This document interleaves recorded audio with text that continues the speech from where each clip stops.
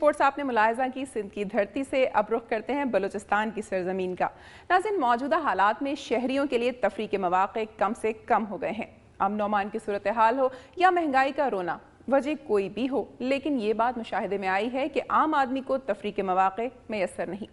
شہروں میں پارکس میں جانا بھی ایک صحت مند تفریح ہے، لیکن کوئٹہ جیسے بڑے شہر میں کل 4 پارکس ہیں، جن میں سے 2 کی حالت تباہ ہے اور 2 شہریوں کی ضروریات کو پورا کرنے کے لیے ناکافی ہیں۔ مزید تفصیل جانتے ہیں فرید اللہ سے۔ کوئٹہ شہر میں عوام کی تفریح کے لیے پارک نہ ہونے کے برابر ہیں۔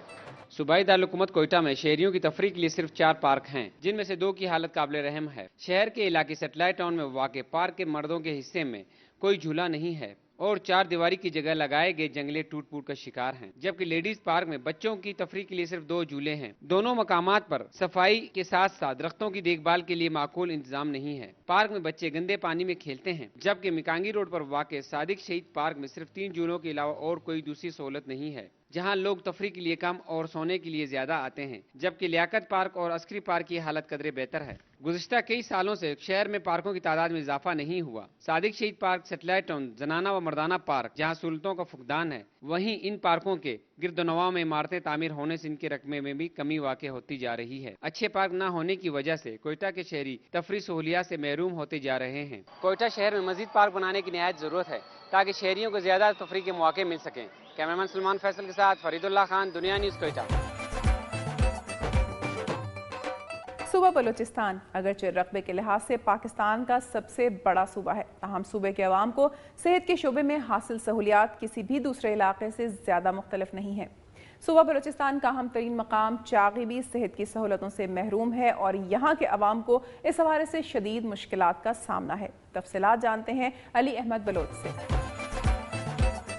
مارچ 2005 کو دال بندین میں قائم کیا جانے والا پرنس فہد بن سلطان عبدالعزیز ویلفیئر ہسپتال دکھنے میں تو خوبصورت اور عالیشان لگتا ہے، مگر صوبائی حکومت کے زیر انتظام چلنے والے اس ہسپتال میں ڈاکٹرز اور ادویات کا شدید فقدان ہے۔ ہسپتال میں جدید آلات تو موجود ہیں، مگر ابھی تک انہیں استعمال کرنے والا کوئی نہیں ہے۔ ضلع چاغی کا ہیڈ کوارٹر ہونے کے سبب دال بندین کے اس واحد سرکاری ہسپتال میں ایران اور افغانستان کے سرحد پر واقع پاکستانی علاقوں کے اکثر مریض آتے ہیں، مگر ہسپتال میں ڈاکٹرز اور ادویات کی کمی کی وجہ سے اکثر مریض علاج معالجے کی بہتر سہولیات سے محروم رہ جاتے ہیں۔ ایمرجنسی کی صورت میں اکثر متاثرہ افراد کو صوبائی دارالحکومت کوئٹہ منتقل کیا جاتا ہے، جن میں سے کئی افراد راستے میں ہی دم توڑ دیتے ہیں۔ وسیع رقبے پر پھیلے ضلع چاغی کے عوام کو سخت مشکلات کا سامنا کرنا پڑ رہا ہے۔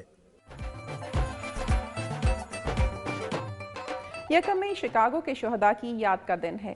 اس دن ہر مزدور ان شہداء کی یاد کو عقیدت سے مناتا ہے۔ اس موقع پر ریلیاں نکالی جاتی ہیں اور جلسے جلوس منعقد کیے جاتے ہیں۔ لسبیلا میں بھی 1 مئی کے شہداء کی یاد میں ریلی نکالی گئی۔ تفصیلات دیکھتے ہیں ذیشان کمبو کی اس رپورٹ میں۔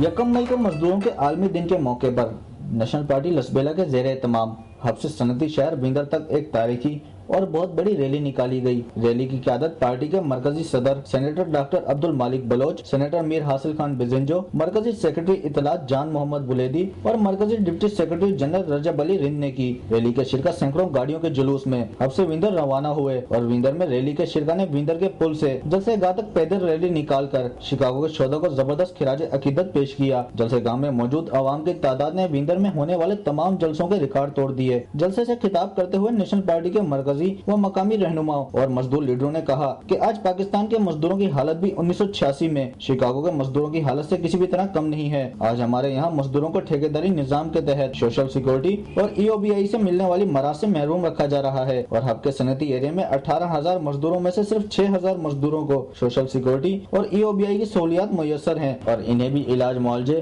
اور دیگر سہولیات اس طرح کی نہیں ہیں جیسا کہ ہونی چاہیے۔ مقررین نے سوشل سیکورٹی اور محکمہ لیبر میں ہونے والی کرپشن کو تاریخی قرار دیا۔ مقررین نے تمام مزدوروں کو متحد ہو کر آئندہ انتخابات میں ایسے لوگوں کو ووٹ دینے کا مشورہ دیا جو متوسط اور غریب طبقے سے ہوں۔ مقررین کا کہنا تھا کہ ملک میں استثالی طبقے کو ووٹ کی طاقت کے ذریعے مسترد کر کے ہی اپنے حقوق حاصل کیے جا سکتے ہیں۔ ملک کی معیشت کا پہیہ چلانے والے مزدوروں کے حقوق کی خاطر یہ اجتماع اور سیاسی سطح پر اظہار یکجہتی یقیناً ان کا استحصال کرنے والوں کے لیے لمحہ فکریہ ہونا چاہیے۔ ذیشان کمبو، دنیا نیوز، ویندر، لسبیلا۔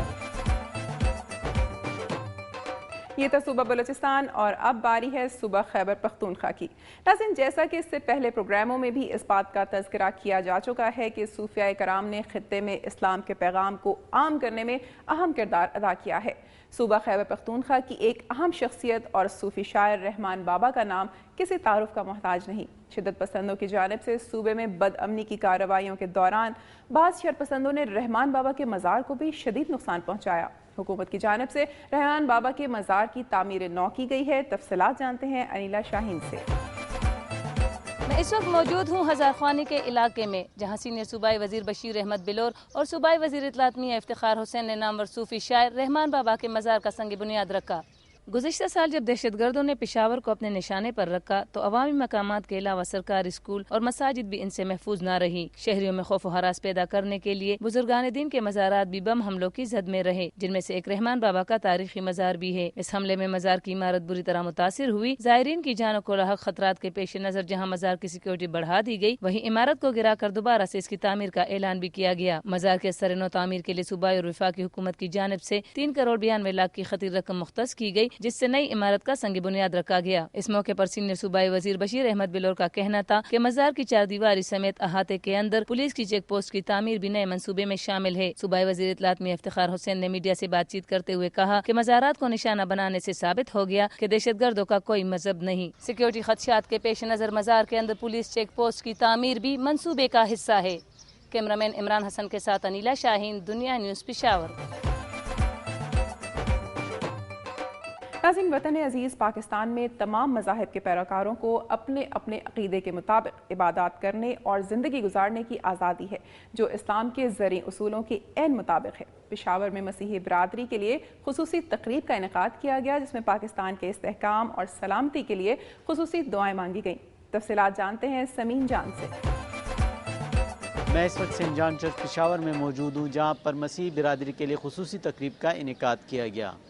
تقریب کا اہتمام سینٹ جان چرچ گوہاٹی میں کیا گیا، جس میں بشپ ہنری سرفراز پیٹر سمیت صوبے بھر کے پادریوں اور مسیحی برادری سے تعلق رکھنے والے مرد و خواتین نے بھی شرکت کی۔ چرچ میں خواتین نے مکمل مذہبی عقیدت کے ساتھ بائبل کا درس سنا۔ سروس کے دوران خطاب کرتے ہوئے بشپ آف صوبہ خیبر پختونخوا ہنری سرفراز پیٹر نے مسیحیوں پر ملک میں امن و امان کے قیام کے لیے کردار ادا کرنے پر زور دیا۔ ان کا کہنا تھا کہ دہشت گردی کا کسی مذہب سے تعلق جوڑنا غلط ہے، کیونکہ انسانیت کے قتل کی کوئی مذہب اجازت نہیں دیتا۔ مسیحی برادری نے عبادت کے اختتام پر ملک و قوم کی سلامتی کے لیے خصوصی دعائیں مانگی، جبکہ آخر میں بشپ اور پادریوں نے مرد و خواتین کی میٹھے اور شربت سے تواضع کی۔